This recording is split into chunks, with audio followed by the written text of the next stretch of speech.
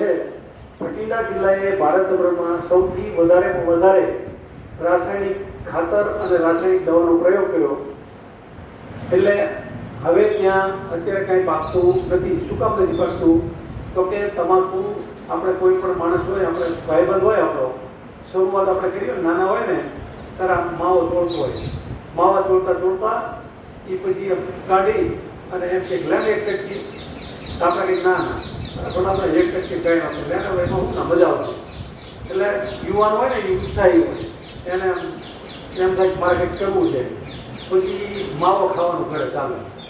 એટલે આજ કટકી ખાધી હોય, કાલ 2 કટકી ખાય, એમ કરતાં મહિનો થાય ને એટલે પહેલો એક માવા એ ચડી જાય. અને 12 મહિના થાય ને તો 7-8-10 માવા ખાતો થઈ ગયો હોય. પછી જમીનનું એવું છે કે તમે હરિત ક્રાંતિના નામે આઝાદી પછી ચળવળ ચાલી. એટલે આઝાદીના 17-18 વર્ષ થયા ને એટલે હરિત ક્રાંતિના નામે આખું પવન ફૂંકાણું. અને એમાં શું આવ્યું તો કે ડીએપી આવ્યું, યુરિયા આવ્યું, ફોસ્ફરસ આવ્યું, પોટાશ આવ્યું, બધું રાસાયણિક દવાઓ આવ્યું, ખાતર આવ્યા. એટલે પછી નવી જીવાતો ઉત્પન્ન થઈ. એટલે શું આવ્યું કે નવી દવાઓ આવી અને એ બધાનો ઉપયોગ કર્યો. એટલે પહેલી વાર જ્યારે બધા ઉપયોગ કર્યો ને ત્યાં ડીએપીનો એક થેલો 6-7 વીઘામાં નાખતા હતા. પછી ધીરે કરતા એ 2 વીઘામાં છે, નતર વીઘે થેલો નાખવા માંડ્યા. બરોબર ને? અને હજી 10 વર્ષ છે ને પછી વીઘે 2-3 થેલા નાખવા પડશે અને તોય ઉત્પાદન નહીં આવે. પંજાબ જેવી પરિસ્થિતિ થશે. અને બીજું શું થયું, પંજાબમાં ભટિંડામાં ઘરે કેન્સરના રોગો થયા. અને પંજાબની જે દિલ્હીથી પંજાબ ટ્રેન ચાલે ને સવારમાં ભટિંડાથી ઉપડે અને દિલ્હી જાય તો દર ડબ્બાએ 10-15 કેસ હોય કેન્સરના. અને સાંજે પાછી આવે ને તો ઓલા કેન્સરવાળા કોકને લઈ ગયા હોય ને એમાંથી 2-4ને મૂકીને બધા પાછા આવતા હોય અહીંયા. કારણ કે ઓલા ગુજરી ગયા હોય, કેન્સરમાં જીવા ન હોય. એટલે આપણે ગુજરાતમાં એવી પરિસ્થિતિ કરવી છે. જો ન કરવી હોય તો અત્યારથી આપણે જાગવું પડે. તો અત્યારથી જાગવામાં શું કરવાનું? તો કે તમારે 50 વીઘા જમીન છે, તમે 5 વીઘામાં પ્રાકૃતિક ખેતીનો પ્રયોગ કરો. 5 વીઘામાં કરો એટલે બહુ નુકસાન થવાની શક્યતા નહીં. બરોબર? તમને ફાવી જાય પછી 5ના 10 વીઘા કરો, પછી 50 વીઘામાં કરો. તમને એવા ઘણા બધા ખેડૂતો છે. કાલે હું તો તમારા આગળ સરવાળા ગામમાં એક ભાઈ દરબાર છે, 4 વર્ષથી પ્રાકૃતિક ખેતી કરે છે. કોઈ પણ પ્રકારનું ડીએપી નહીં, યુરિયા નહીં, રાસાયણિક દવા નહીં, બધું પ્રાકૃતિક જ કરે છે. બીજું અહીંયા અમારે બળદેવભાઈ સુરતિયા છે, નાની વાવડી એ નજીક જ છે અને બોટાદવાળા રસ્તે ખસના રોડે સાહેબ 4 વર્ષથી કરે છે. કોઈ પણ પ્રકારનો ઉતારો એવો છો ને ત્યાં તો 0 બજેટ ખેતી. તમારે ડીએપી યુરિયા વાપરો એટલે તમારે વર્ષે એમાં એક વખત કરો ને એટલે 2000 રૂપિયાની દવા થાય તમારે એક પાકો એટલે તપાસનું. બરોબર?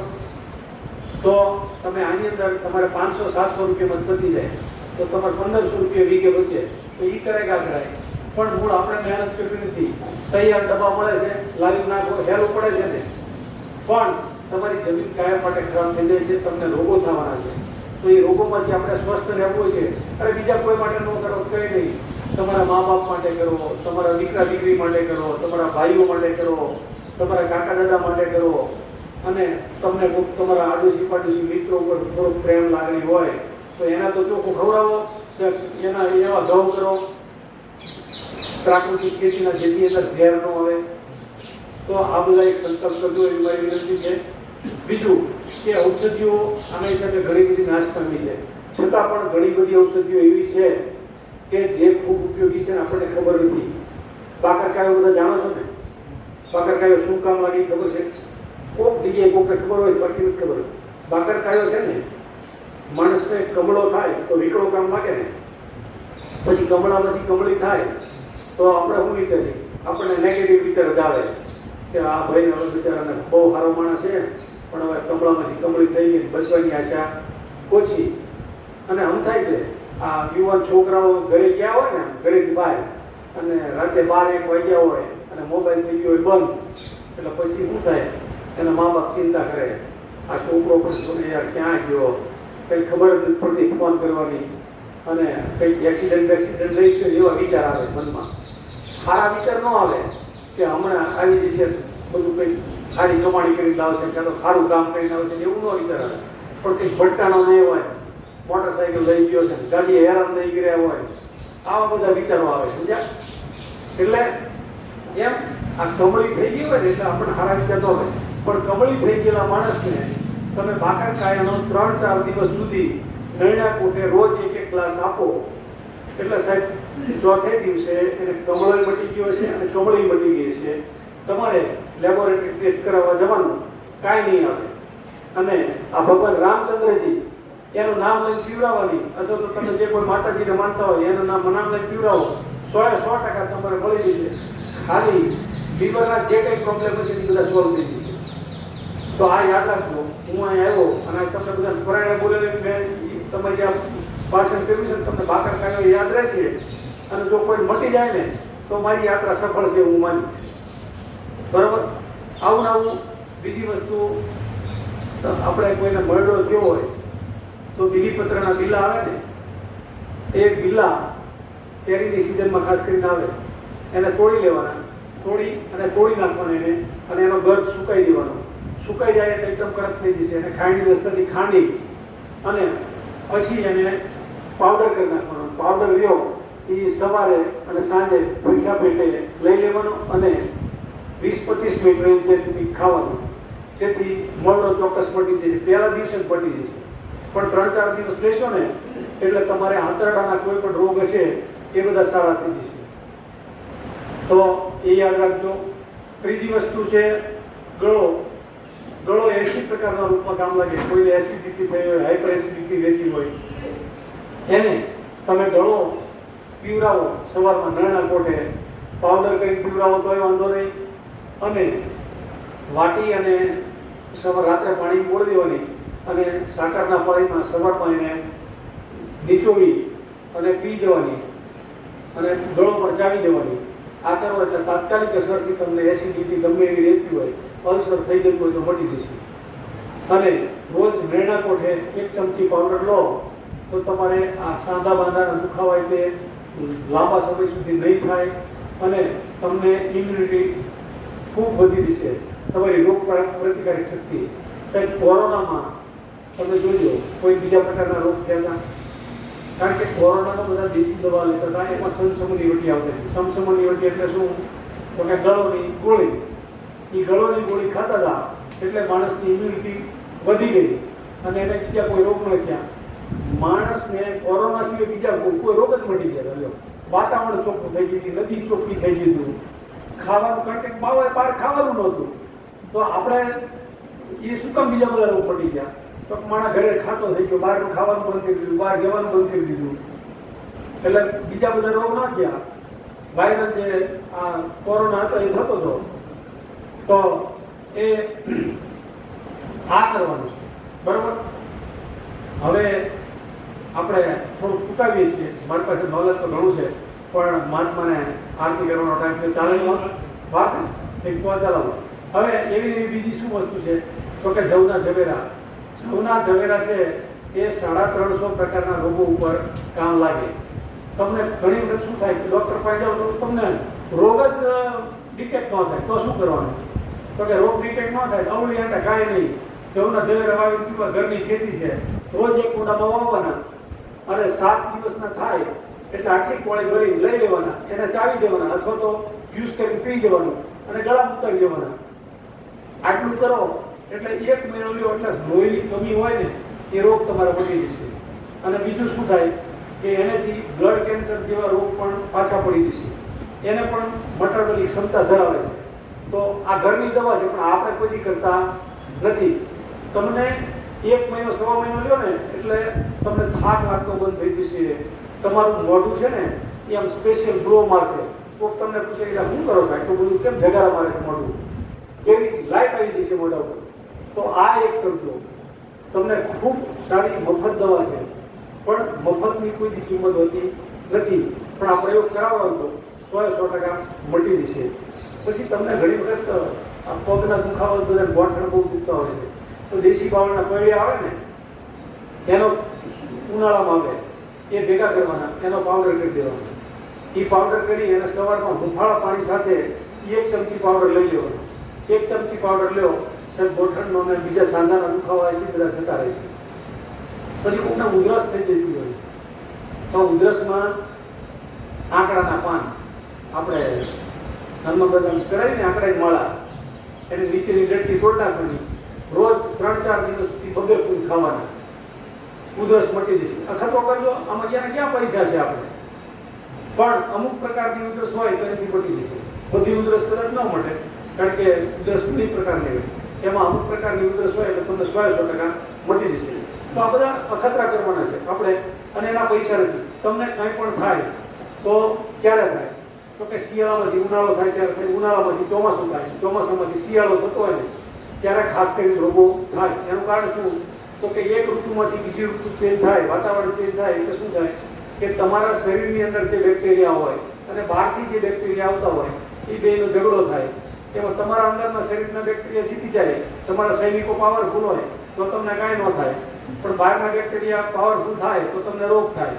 તો રોગમાં શું થાય કે શરદી થાય, ઉધરસ થાય, તાવ આવે. તો એના માટે આપણે શું કરવાનું? તો કે તમારે ઋતુ ચેન્જ થતી હોય ત્યાર વખતે ખાવા પીવામાં ધ્યાન રાખવાનું. શું ધ્યાન રાખવાનું? તો કે ઠંડુ નહીં પીવાનું, ફ્રીજનું ઉકાળેલું પાણી પીવાનું, ગળપણવાળું નહીં ખાવાનું, તળેલું તાવેલું નહીં ખાવાનું. ચોમાસું થાય પાણી ભજીયા ખાવાનું મન થાય, વરસાદ આવે ભજીયા ન ખવાય, કારણ કે તમારે ચોમાસામાં તમારી જઠરાગ્નિ હોય એ મંદ પડી જાય. અને જૈનનું તમે વિચારો તો જૈનનું શાસ્ત્ર જે છે એ સૌથી સારું છે. તમારે રાત્રે સૂર્યાસ્ત પછી ખાવાનું નહીં, અને સવારે સૂર્ય ઉગી જાય પછી 48 મિનિટ પછી ખાવાનું. એનું કારણ શું? તો કે તમારી જઠરાગ્નિ જે છે એ સૂર્ય જ્યારે ઉગે, સૂર્યની હાજરીમાં પ્રદીપ્ત હોય એટલે તમારું ખાધું પીધું બધું પચી જાય. સૂર્ય આથમી જાય પછી જઠરાગ્નિ મંદ પડી જાય એટલે તમારું ખાધું પચે નહીં, એટલે એ અંદર આમ થાય એટલે માંદા પડો, તમને પિત્ત વધે, વાત વધે, કફ વધે. તો વાત પિત્તનું જ્યારે બેલેન્સ ન રહે ત્યારે તમને રોગ થાય. તો એવા સમયે શું કરવાનું? તો કે ગરમ પાણી પીવાનું, ઉકાળેલું પાણી પીવાનું, એમાં સૂંઠ નાખવાની, હળદરવાળું પાણી પીવું, તુલસી ખાઓ, પુદીનો ખાઓ, સૂંઠનું સેવન કરો, આવું બધું કરો. આપણે ત્યાં હરડા બેરડા આંબળા હોય છે એ ખાઓ એટલે તમને વાતપિત્ત કફનું તમારે ત્રણેયનું એટલે વિરેચન ચૂર્ણ કહેવાય એનું એટલે તમને સારું રહે. સુદર્શન ઘનવટી આવે, આ બધું કડિયાતું છે. આપણે ત્યાં બધું હતું, આપણે બધું ભૂલી ગયા છીએ. અત્યારે આમાંથી કોઈ પ્રયોગ કરે છે એવું મને કહેજો લ્યો.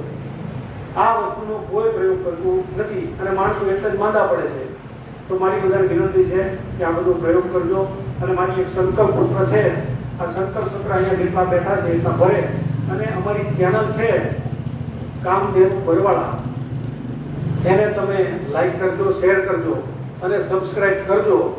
અને તમારા ગામની આ અમારી ચેનલ આવે ને, આજનું રેકોર્ડિંગ છે, લાઈવ નથી થયું પણ હવે થોડી વાર પછી લાઈવ ચડી જશે, તો એને તમે તમારા ગામની જે ચેનલો હોય એમાં ફોરવર્ડ કરજો અને બધાને સબસ્ક્રાઇબ કરવાનું કહેજો, તો અમને એટલું બળ મળશે. હવે આ સંકલ્પ પત્ર વાંચી સંભળાવું છું. ગાય વિના ગતિ નહીં, વેદ વિના મતિ નહીં. જય દ્વારકાધીશ, જય ગૌ મૈયા. પ્રમુખ શ્રી બરવાળા પાંજરાપોળ, દીપક રાણપુર આયોજિત અને દીપક ફાઉન્ડેશનના સૌજન્યથી ગૌ માતા પોષણ પદયાત્રા તથા પ્રાકૃતિક ખેતી અભિયાન સંકલ્પ પત્ર. હું નીચે સહી કરનાર, આપનું નામ શું? હું નીચે સહી કરનાર ઠાકરસિંહભાઈ, ગામ છારોડિયા, તાલુકો ધંધુકા, જિલ્લા અમદાવાદ. તમારો મોબાઈલ નંબર આવશે. હું શ્રી પાંજરાપોળના ઓળ નિરાધાર પશુઓને ભરણ પોષણ માટે તથા સમાજને ઉપયોગી થવા માટે આ વર્ષથી નીચે મુજબ કરેલ કાર્ય કરવાનો ભગવાન શ્રી દ્વારકાધીશની સાક્ષીએ સંકલ્પ કરું છું.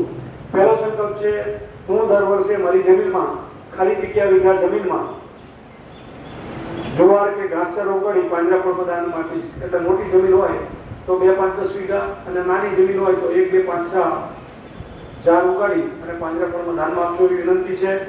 હું દર વર્ષે મારી ચોખ્ખી આવકમાંથી 1, 2, 3, 5% અથવા તો 100, 200, 500, 2000, 5000 તમારી શ્રદ્ધા મુજબ એ પાંજરાપોળમાં દાનમાં આપશો. મારી જમીન ખેતરવાડી ફરતે ગાંડા બાવળ જેવા બિનઉપયોગી વૃક્ષો કાઢી લીમડો પીપળો વડ કરંજ જેવા વૃક્ષો વાવીશ. મારી કુલ જમીનમાંથી ખાલી જગ્યા વીઘા જમીનમાં પ્રાકૃતિક ખેતીનો પ્રયોગ કરીશ, જેથી ઝેર મુક્ત ખેત પેદાશો મળે અને રોગ મુક્ત સમાજો બને, એની માટે હું આ કરીશ. પાંચમું છે, હું વ્યસનથી મુક્ત બનીશ અને બીજા લોકોને વ્યસનથી મુક્ત બનાવીશ.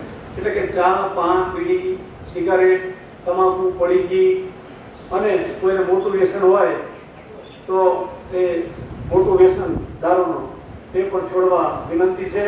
અને બીજાને આ સંકલ્પ, બીજો કોઈ સંકલ્પ કરો કે ન કરો, આ સંકલ્પ તો ખાસ કરજો જ. આમાં પૈસા નથી દેવાના, પણ આમાં તમારું જીવન સુધારવાનું છે. અને વ્યસન હશે તો એ પૈસા બચશે તો સરવાળે તમને જ કામ લાગવાના છે. એટલે એ વ્યસનથી મુક્તિનું ખાસ કરજો. હું સફાઈ પ્રત્યે સજાગ રહીશ અને સ્વચ્છતાનું પાલન કરીશ. એટલે કે મારું ઘર, આંગણું, શેરી, મોહલ્લો અને મારું ગામ સ્વચ્છ રાખીશ. બધા જ આ રીતે કરશે એટલે ભારત દેશ આપોઆપ સ્વચ્છ થઈ જશે.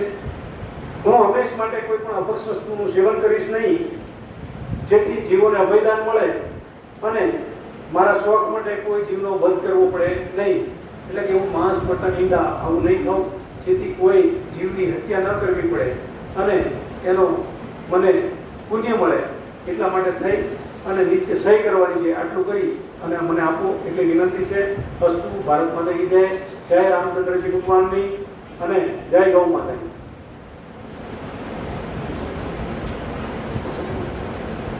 બેન આપો.